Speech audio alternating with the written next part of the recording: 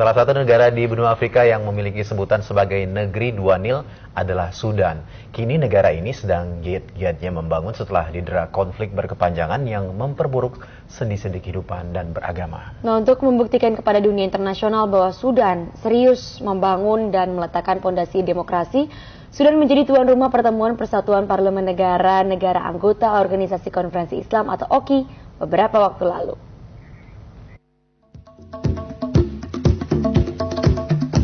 Sudan, sebuah negara yang terletak di timur laut benua Afrika. Sudan merupakan negara terluas di benua Afrika atau sekitar 1/4 kali lebih luas dari wilayah Amerika Serikat. Di samping dataran yang luas, Sudan juga menyimpan minyak bumi, tambang berupa emas, biji besi, dan tembaga yang cukup melimpah. Tidak heran kalau Sudan menjadi incaran negara-negara kapitalis dunia. Konflik berkepanjangan sebenarnya tidak lepas dari jerat kekuatan Barat agar bisa menguasai Sudan. Kini, setelah didera konflik berkepanjangan, Sudan mulai tumbuh di segala bidang, termasuk dalam hal politik hubungan luar negeri. Untuk menunjukkan kepada dunia internasional bahwa Sudan sudah aman dan kondusif, negara ini menjadi tuan rumah pertemuan Persatuan Parlemen Negara-Negara Anggota Organisasi Konferensi Islam atau OKI yang ke-8. Kehadiran sekitar 50 lebih parlemen dari negara-negara anggota OKI di Khartoum, Sudan beberapa waktu lalu telah menepis anggapan bahwa negeri ini tidak aman. Indonesia menjadi salah satu anggota dan sekaligus sebagai Presiden Persatuan Parlemen Negara-Negara Anggota OKI periode 2012-2013. Indonesia dan Sudan termasuk negara yang berada di depan dalam isu terciptanya perdamaian dan pembangunan di kawasan Timur Tengah serta mendukung sepenuhnya keinginan Palestina menjadi negara anggota penuh PBB. Posisi Indonesia itu posisi yang memang final dan permanen ya. Jadi bersama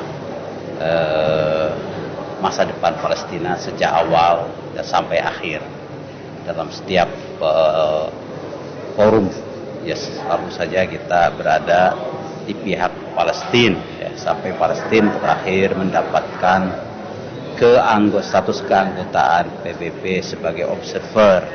Kita akan mendorong terus melalui gerakan non-blok, melalui OKI agar status ini meningkat menjadi ya, keanggotaan yang penuh. Nah, itu Indonesia. Ya. Indonesia mengutuk pendudukan Israel atas tanah Palestina dan mengecam perluasan pemukiman Israel termasuk yang dilakukan di Yerusalem Timur. Parlemen Indonesia memandang perluasan pemukiman oleh Israel sebagai pelanggaran berat terhadap hukum internasional. Selain di Komisi Urusan Politik Luar Negeri, Parlemen Indonesia juga berperan aktif dalam Komisi Budaya, Hak Asasi Manusia, Dialog Peradaban dan Agama. Hal penting yang disoroti delegasi Indonesia adalah mengutuk aksi kekerasan yang merusak sejumlah tempat suci agama Islam seperti Masjidil Aqsa. Hal lain yang menjadi perhatian Indonesia adalah memperjuangkan hak-hak tenaga kerja Indonesia di luar negeri. Dalam perspektif kepentingan Indonesia, tentu saja hal yang paling penting adalah tentang masalah migran worker, pekerja migran. Yang kita tahu bahwa banyak pekerja Indonesia yang bekerja di Timur Tengah.